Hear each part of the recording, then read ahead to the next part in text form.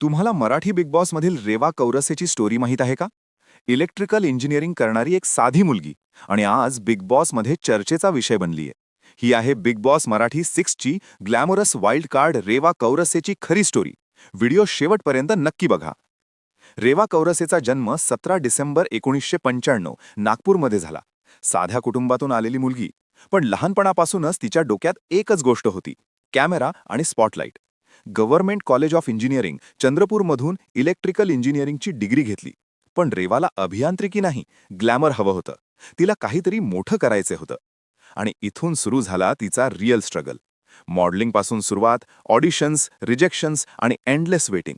पण हार नाही मानली. 2018 मध्ये मॉडेलिंग सुरू केलं. 2021ला तिने तेलुगू फिल्म सीता मनोहरा श्री राघवामधून डेब्यू केला.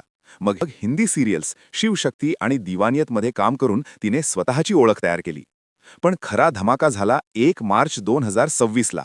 बिग बॉसच्या घरात वाईल्ड कार्ड म्हणून एंट्री घेतली आणि पहिल्याच दिवशी राखी सावंतचा तो हेअर कट ड्रामा पाहून रेवा शॉक झाली होती. पण ती डगमगली नाही.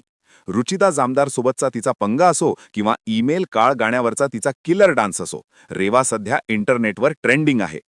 रेवा कौरसेचा बिग बॉस मराठी सीझन 6 मधील गेम खूपच बोल्ड, स्ट्रॅटेजिक आणि ड्रामा फील्ड आहे. वाईल्ड कार्ड म्हणून येऊनही तिने सुरुवातीपासूनच स्ट्रॉंग प्रेझेन्स दाखवली आहे. थेट वाद घालणे, क्लिअर बोलणं आणि व्हिजिबिलिटी मिळवणं हा तिचा गेम प्लॅन होता. ती कोणावरही ब्लाइंड ट्रस्ट न करता सिच्युएशनल अलायन्सेस करते. पण त्यामुळे तिच्यावर ट्रस्ट इश्यूज निर्माण झाले आणि ती वारंवार नॉमिनेशन्समध्ये येते. तिचा गेम ग्लॅमर आणि कॉन्फिडन्स यावर चालतो. पण इमोशनल कनेक्ट थोडा कमी असल्यामुळे ती स्ट्रॉंग कंटेंडर असूनही रिस्क झोनमध्ये आहे. मला विचाराल तर रेवा फक्त सुंदर चेहरा नाहीये, तर ती एक चतुर खेळाडू आहे. विशाल कोटियन आणि राकेश बापट सारख्या तगड्या स्पर्धकांशी ती सध्या भिडतीये. ती स्वच्छंद फुलपाखरू आहे की सायलेंट किलर, हे येणारा काळच सांगेल. तर मंडळी, तुम्हाला काय वाटतं? रेवा टॉप 5 मध्ये जाणार का? कमेंट्समध्ये नक्की सांगा आणि अशाच कडक सेलिब्रिटी स्टोरीजसाठी आपल्या चॅनलला आत्ताच सबस्क्राईब करा.